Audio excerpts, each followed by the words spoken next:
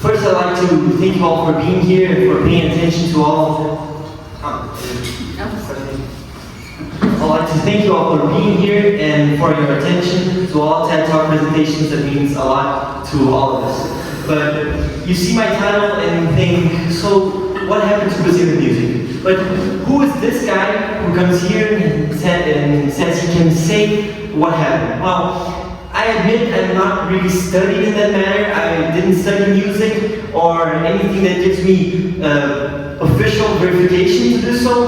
But I do play guitar and I do enjoy music as a hobby and as a very important hobby inside my own life. Here, as you've all seen, I do play in a band as well, but Brazilian music for me is extremely important. As one of my teachers, a guitar teacher, is a professional musician, of course, but his main music that he plays is Brazilian music. So he taught me a lot about this genre, and I was able to see and identify basically what changed, and this is what I want to share with you today.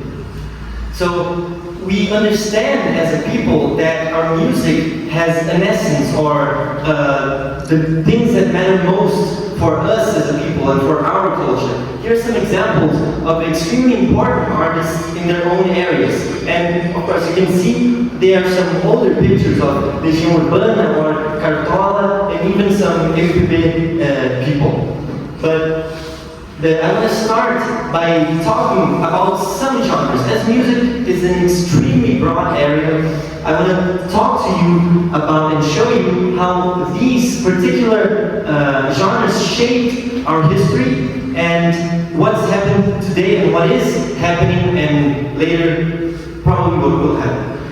But first, samba, bossa nova and MPB, extremely well-known Brazilian genres, and rock, which I know many people do know, but the rock nacional and national in Brazil was extremely popular in the 80s and 90s. And then after, in the 2000s, we come to what I categorize as a more modern music and today's music. So samba was born as a way for people to express themselves and to give voice for the people of Rio de Janeiro. And in this sense, of course, there are other genres that represent voices for other cultures, such as southern gaucho music, but in this sense, samba represented the struggles of daily life for all the people, not only for an individual, but for all the people. Yes, in the lyrics, one might speak in the first person, as in that example that I put there, which talks about his love and finding and rediscovering himself. But these ideas represented a broader aspect of what meant to belong in the society. For later came bossa nova, which we see that it was almost like a Brazilian export to the outside world. Of course, samba is well known outside for, it's Brazilian music, and it's stereotypical music. But in this case, it was really legends inside Brazil, such as João Gilberto, were made famous even outside because of the depth and the lyrics they wrote, the lyrical genius in their songs. So they also talked about the natural beauty of Brazil. Here's an image of Rio de Janeiro in the 1960s, which was the foreground, the background for their inspiration. So their focus was showing to the people the beauty of life, basically.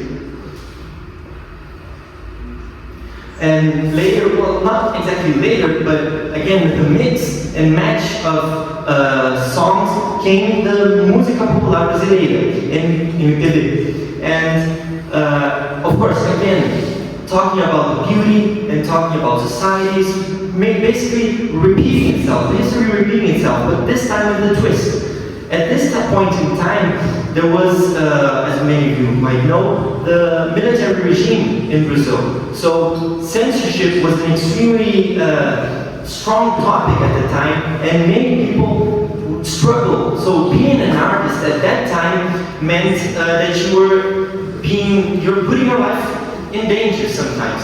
Here in the left is, or in your right, sorry, is a picture of CHPR coming back from exile. Of course, he wasn't hurt or anything, but he wanted to speak about his nation openly, and he wasn't able to. So this means that he had to hide real meaning inside his lyrics and inside the melodies he chose to use, and showing his passion for what he did. And then after 80s, 90s, the rock was extremely important here in Brazil, with Kitali, Legião Urbana, and many others representing again showing the way of life, but also critique, a more open and direct critique to the problems that society faced. A good example is the song Que País é Esse, which directly goes against what people thought to be wrong. So they made a song exactly to show what their beliefs were, and they were extremely famous for that. And now we come to the new era, what means the modern music. Here we have MC Daniel, MC Jean ST, and MC Cabelinho. All masters of ceremony, as you might say, but there's something in common with all of them, which is big chains, bright white smiles, tattoos, and the pile of money. Basically, outright just a pile of cash. Of course, people back in the days also had money, and a lot of it. But the difference is, we can see the difference right here. On the left is an extremely popular music from Elis Regina, a legendary MPB singer, and in the right, the song Sem Aliança no Dedo from MC Xenon and Os Gênios da... I'm not going to say it because I think that might be inappropriate for the TED Talk. But the thing is, one song talks about our parents as an idea, or how even though we live our lives and try to do things differently, we have an anchor on what makes us ourselves, which are our parents. And it's something I find extremely beautiful and an extremely important idea. And many people knew this, and this is only a short part of the song. There are many other ideas. And here in the right, it's a man who's talking to a girl, and she asks a few words. He said, but she soon sees the spider tattoo, which means he belongs to a crime organization or is a criminal. And then he boasts about one time wanting to be a doctor, and then now he is in gunfights with the police all the time. So this is now what's good music, and this is, of course, it's a bit of a generalization, but with technology and streaming, it's much easier to see what's good and what's trending today. And streaming, for example, in the 2000s, early 2000s, didn't represent much. Now, a few years later, in 2022 at least, had a revenue of $19 billion. And today, it's more like $35 billion. So it's really an exponential curve with these streaming services. But what does this mean for the music? With streaming services, it's much easier for anyone to just publish their music. And the thing is, before with the social identity, the songs were made to represent a society or a group. And later, with the newer songs, the enormous majority talks about personal success and personal wealth, fame, or which cars you drive, and how many girls want to take a ride in your Dodge Ram.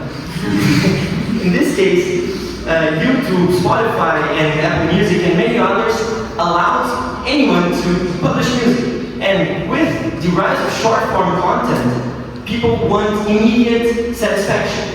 So, with shorter songs, repeating lyrics, and high-energy beats, the people are satisfied, and streaming services gain a lot of money from it. So, it doesn't matter what you say, it matters if it gives the streaming companies money. So, before, the two main differences of what made music before and now are the society against the individuality. Today, individuality is the focus, so as I said, and stood out. Even in the música popular brasileira, MPB, the artists today do something that looks like what once was, but they use a formula, and this is the bad thing. They use a formula for something for music, they know that's gonna work. So everything just turns gray and the same.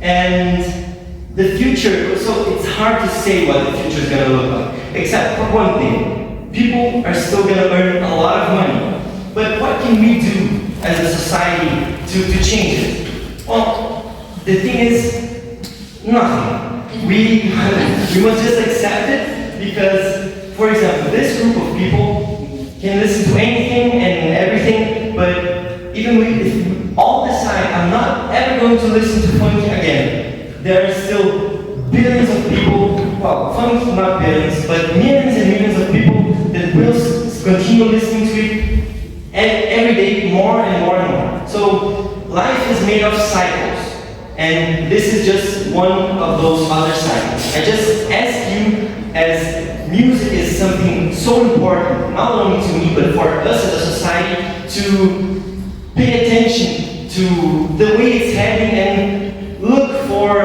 inspiration in your own songs, to look for something that adds to your own life. Thank you very much for your attention.